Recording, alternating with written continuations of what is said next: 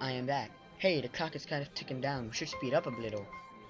Chi-chan, you sound a little like Chi-chan there. Just because I looked at my watch. Jeez, is that really all it takes? Time management and suddenly I'm the student council president? What's going on? Oh no, this music. I look at Hanako's desk to see how she's doing and freeze. Our papers are covered in equations, but Hanako's only halfway there. Seems like she hasn't written anything in the past 20 minutes. When I realized that, I want to kick myself for how dumb I've been. I should have known that someone as fragile as Hanako wasn't just going to brush off what happened so easily. But I've been too eager to move on from an awkward situation to notice. She has been slowly shutting down. Oh, she has a mechanical pencil. Or lead pencil. She has slowly been shutting down for the last half hour, and I had no clue. Her pen is still in her hand, but she doesn't slowly spin it around like she usually does. There isn't a single idle movement from Hanako. Only the fact that she tries to inch away when she feels Juni and MISHA and me looking at her tells me that she's even still conscious. We look away, and at least in my case, it's partly out of shame that it's gotten to this point. She's starting to cry? Look, she has a tear. Or like probably sweat or something.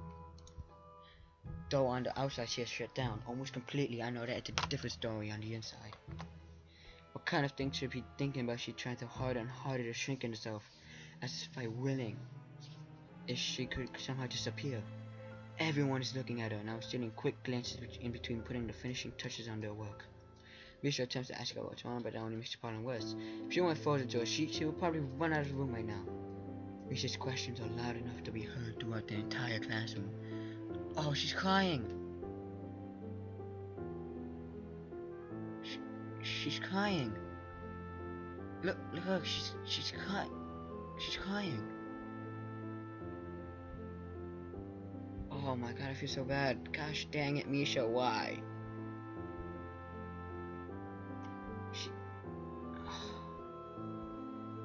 She's crying.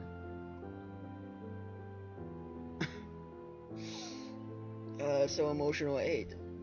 MISHA's questions are loud enough to be heard throughout the entire classroom, and for a second I'm ready to snap at her because I can only imagine how much worse it's making Hanako feel. Of course, if I were to do that, it would only make the situation worse. I believed that Hanako had gotten stronger, and she has, but it wasn't enough, and I was too eager to believe it. Now she's terrified, alone in the middle of the classroom, and there's nothing I can do about drawing more attention to her. It's infuriating. MISHA's worried, and even Shizune is biting her lip. None of us know how to deal with this situation, so I decided to call Mutao. His judgment would probably be better than ours.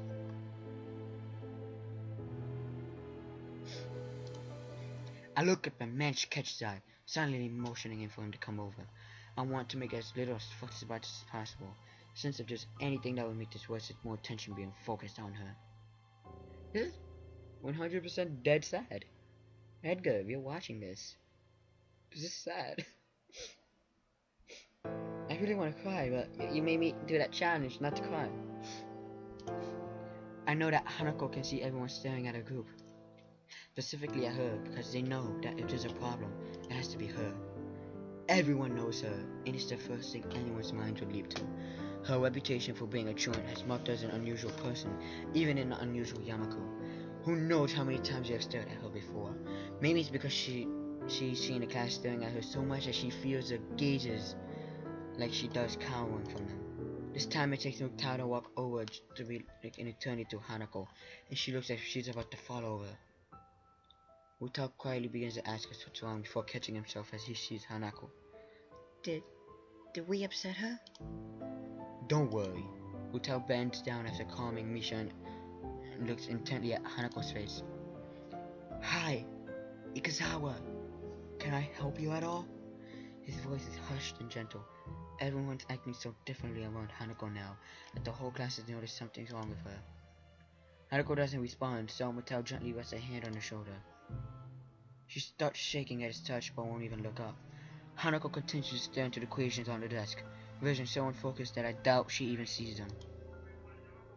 She is worse than before. I remember not even half an hour ago she was able to talk to him almost normally.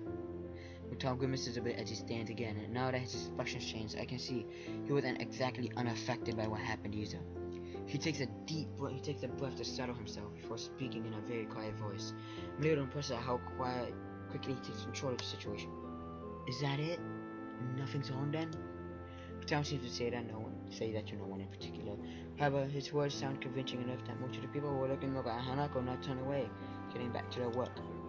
He has a quick glance to the left and right. Several people at the desk around us still staring curiously, but other than that, we seem to have escaped attracting too much attention.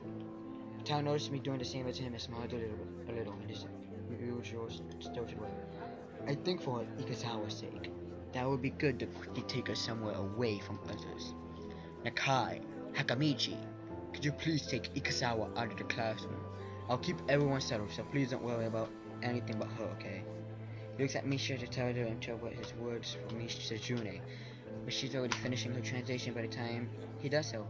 It's remarkable how little thought she needs to sign, as she still looks quite dazed otherwise. Nodding, Shizune and I stand and move to either side of Hanako. Mutao steps back to allow us some room, and talks to the table behind us, and some people there have been getting a mutter between themselves about what's going on. We look at each other before lowering ourselves in unison, taking one arm around each of our shoulders and lifting. Two of us begin to walk at a slow pace to make sure we don't inadvertently hurt her. As much as we try to make this look normal, I'm quite sure that there will be many more cases on us, if not for Mutao's distraction. Thankfully, we reach the door and go through.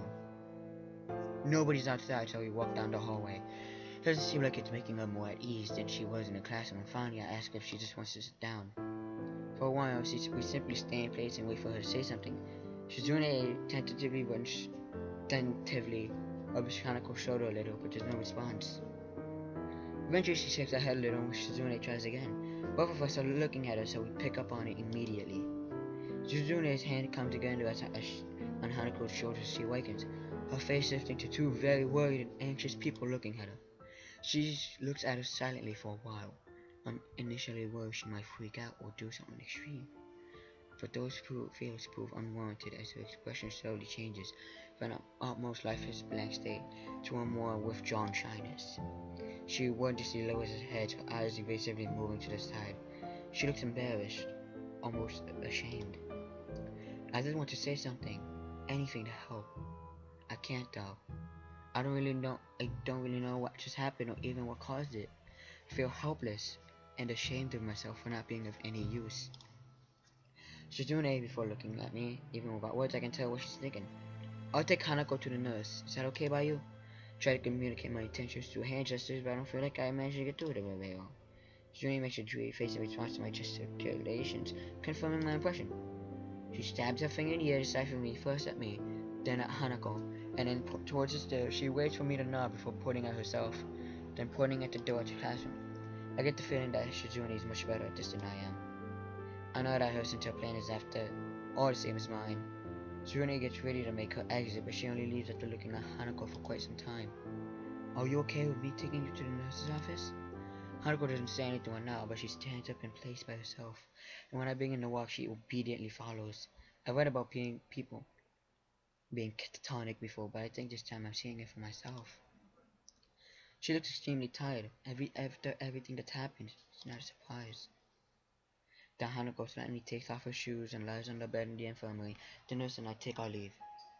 He shuts the curtain behind us. We both take a seat, and I quietly and thoroughly go through everything that happened in quite some detail. I want to understand what happened, and the nurse has as good as a chance as anyone of knowing. He nods during my explanation, his face looking troubled as I finish. It must have been very troubling for you to have seen all this.